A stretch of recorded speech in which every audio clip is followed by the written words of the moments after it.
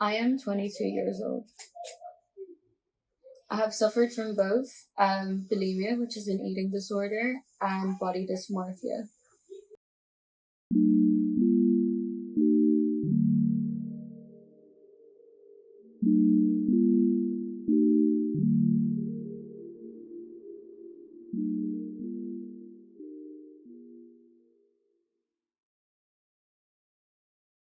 I don't know how long it's been officially. For the most part, I've been very unaware, and it took hearing some of my friends' stories and them seeking professional help for me to then understand the medical terms and the exact reasons as to why I've had these behavioral patterns and thoughts about myself.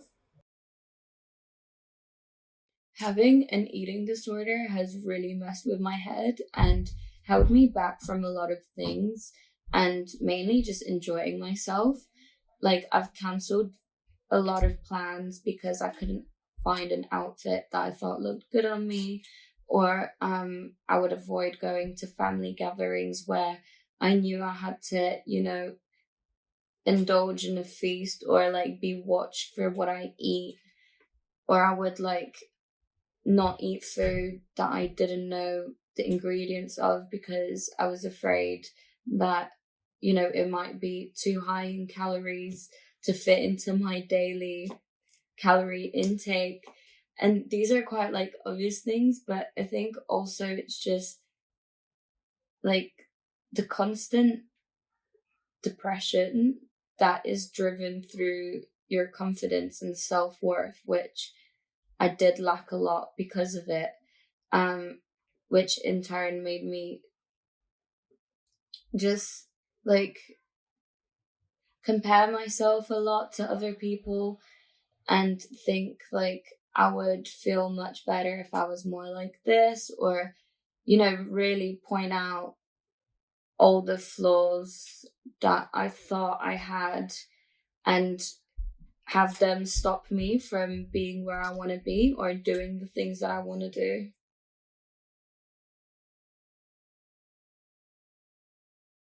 Our society definitely has a huge impact on how we see ourselves and other people.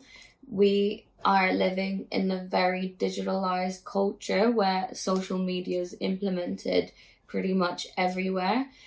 With that being said, we come across a lot of different imagery and a lot of different ideals, but the common ground is that all of these ideals are so surreal that they're almost unreachable.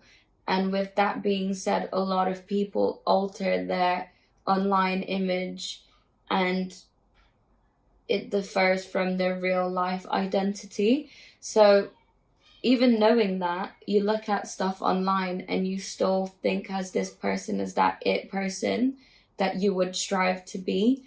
And also with like body representation and in general representation of people within brands and what we see out there is very controlled, and you don't always feel represented, even though there might be plus size models and petite sizing. It's all very much a token, and it's not actually catered to that body size. It's just added on as an extra bonus. So even though a brand might, put something out there in both plus size and small size quantities, the portrayal of it is more so the main important side of it, which I think isn't done in a right manner and isn't as realistic as it should be. Because maybe this is just me, but my opinion is that when looking, for instance, on ASOS, the petite size side of ASOS to the plus size side of ASOS is not as cute.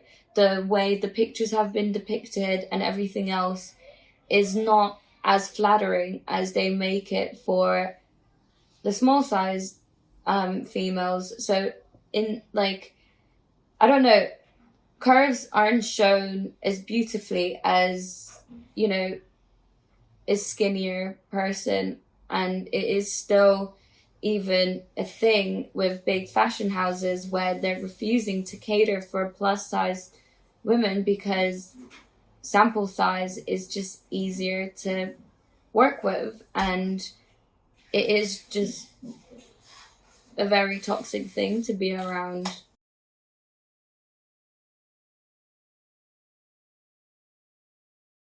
I think brands could help spread awareness, and in general, we could spread awareness by just having real life conversations and being more open about it, especially with boys. I feel like in films and in general, like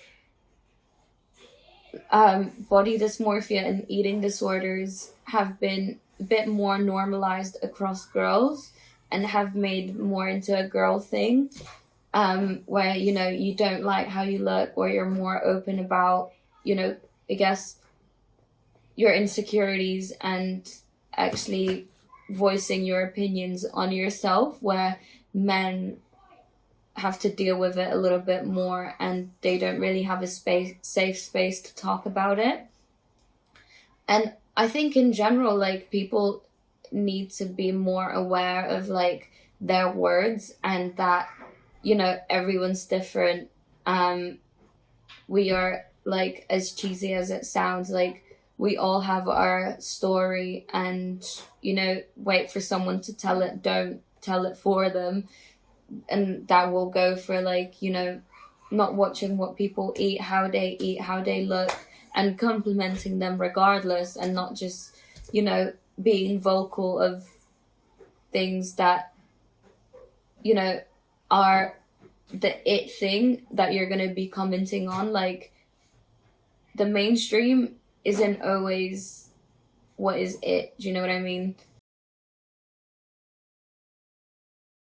I think love yourself regardless. Very cheesy, but I wish I drilled that into my head more.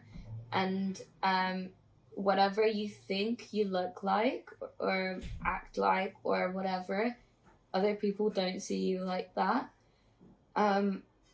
Confidence is the biggest beauty hack you will ever learn. People with confidence shine brighter than a diamond. Thank you, Rihanna.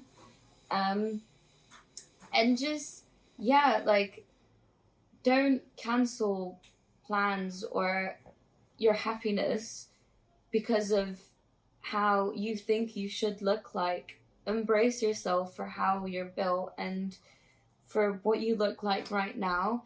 And if your goal is to be skinnier and, like, that will help you feel more confident or gain more weight, do it in a safe way. Like, work out to better your mindset and your health, not to fit into a standard. You know what I mean? Like, if it's genuine, yeah, you can obviously set yourself goals and strive for them, but set yourself realistic goals and goals that reflect you and not another person that you're trying to be.